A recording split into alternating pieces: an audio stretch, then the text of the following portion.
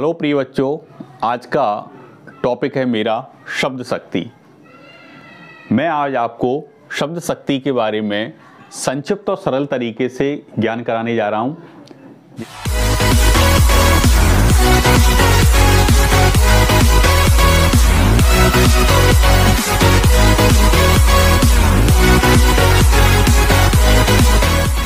जिसे आप बिल्कुल स्किप ना करें, आगे ना बढ़ाएं, क्योंकि मैं इसमें ऐसे हिसाब से तुम्हें पढ़ाऊंगा कि एक की कड़ी दूसरी कड़ी से जुड़ी हुई होगी। तो देखिए, शब्द शक्ति किसे कहते हैं? सबसे मेन बात है, शब्द शक्ति कहते किसको हैं? देखिए, शब्दार्थ संबंध शक्ति, शब्दार्थ संबंध शक्ति, शब्द और अर्थ का संबंध ही शक्ति है। मैं आपको बता दूं, बच्चों ध्यान से देखना, शब्दार्थ संबंध शक्ति। देखिए,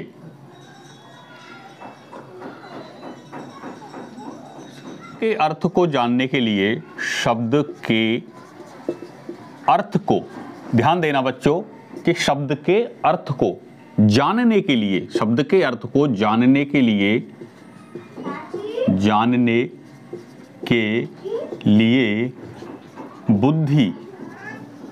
बुद्धि द्वारा जिस शक्ति का प्रयोग किया जाता है, जिस शक्ति का प्रयोग किया जाता है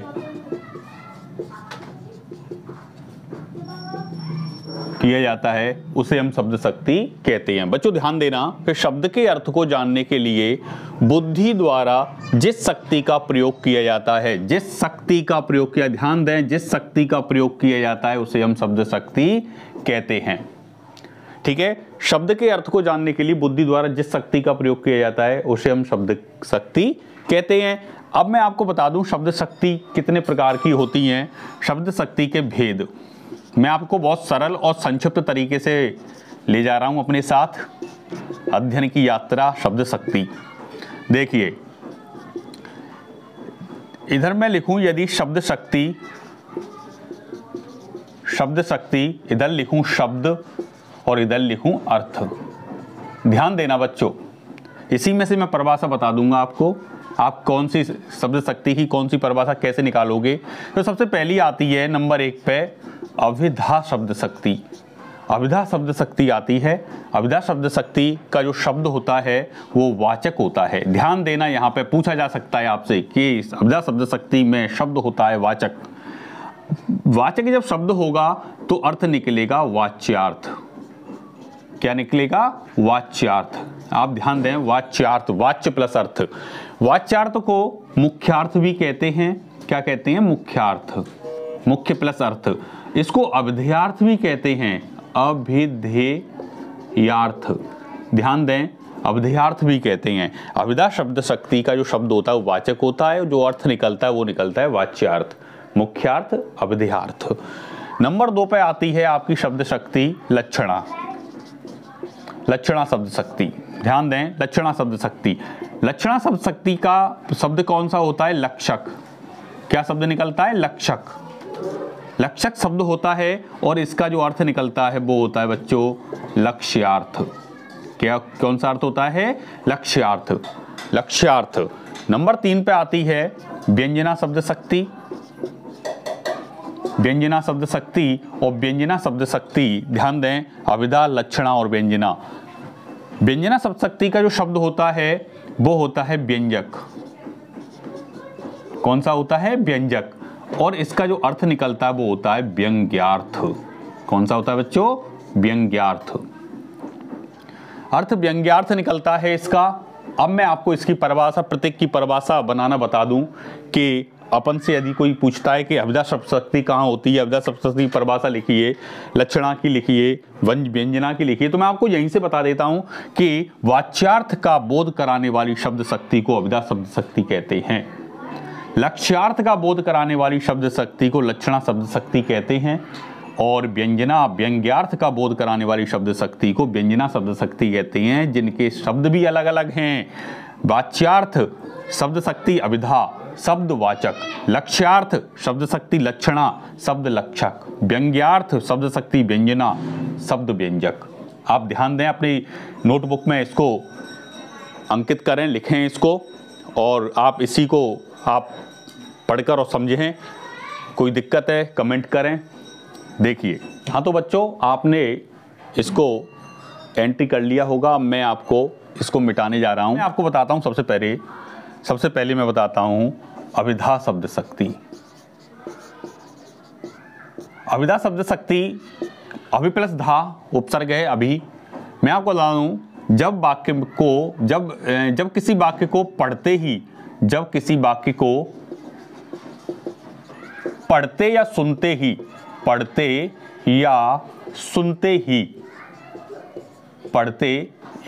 सुनते ही वाक्य का अर्थ शीघ्र समझ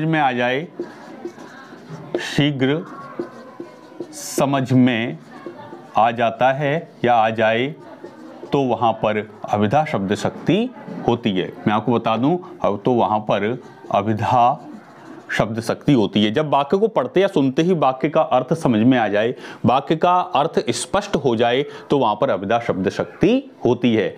तो बच्चों, आपने देखा अभिधा शब्द शक्ति कितनी सरल परिभाषा है, और इससे ज़्यादा सरल परिभाषा नहीं हो सकती है कि जब वाक्य को पढ़ते ही या सुनते ही वाक्य का अर्थ समझ में आ जाए, तो वहाँ पर अभिधा शब्द शक्ति होती है। जैसे राम खाना खाता है।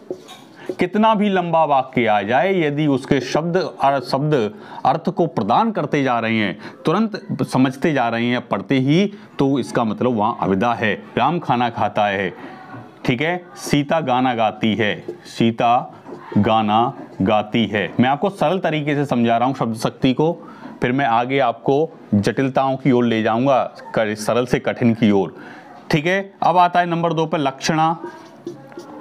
जब अर्थ समझ में आ जाता है, राम खाना खाता है कि राम है, पढ़ते ही सुनते ही समझ में आ गया कि राम है, वो खाना खा रहा है या खाता है। सीता गाना गाती है, पढ़ते ही अर्थ समझ में आ रहा है। लेकिन लक्षणा शब्द शक्ति कहाँ होती है? लक्षणा में लक्षण प्रतीत होते हैं कि जब हम किसी वाक्य को सुनते या पढ़ते हैं, तो जब अभिधा से काम नहीं निकलता, ठीक है, लक्ष्यार्थ का बोध होता है, लक्ष्य अर्थ का बोध होता है, तो वहां पर लक्षणा शब्द शक्ति होती है। लक्ष्य तो हम कह सकते हैं कि लक्ष्यार्थ का बोध कराने वाली शब्द शक्ति को, लक्ष्यार्थ का बोध कराने वाली शब्द शक्ति को लक्षणा शब्द शक्ति कहते हैं। तो बच्चों, लक्ष्यार्थ का बोध कराने वाली शब्द शक्ति को लक्षणा शब्द शक्ति कहते हैं। जब वाक्य को पढ़ते या सुनते ही वाक्य का अर्थ शीघ्र समझ में नहीं आता है, जहां पर अभिधा अपना काम करना बंद कर देती है, वहां पर लक्षणा या व्यंजना में से होती है। पर अपन को देखना है लक्ष्यार्थ का बोध हो रहा है, तो वहां पर लक्षणा शब्द शक्ति ही होगी। मैं आपको बता दूं, लक्षणा 2 प्रकार की होती है। नंबर 1 रूढ़ि लक्षणा। 10th और 12th वाले बच्चे ज्यादा ध्यान दें कि रूढ़ि लक्षणा नंबर 1 पे होती है रूढ़ि लक्षणा, और दूसरे नंबर पे होती है प्रयोजनवती लक्षणा। प्रयोजनवती, आप ध्यान दें, शब्दों को सुने गौर से, मैं क्या बोल रहा हूं। रूढ़ि लक्षणा और प्रयोजनवती लक्षणा। रूढ़ि लक्षणा में रूढ़ि का मतलब होता है परंपरा से है। आप इसमें 2 चीज ध्यान रखें, परंपरात्मक कोई वाक्य आ जाए या फिर मुहावरेदार भाषा का प्रयोग हो। वाक्य में मुहावरे का प्रयोग हो जाए, तो वहां पर रूढ़ि लक्षणा का प्रयोग होगा।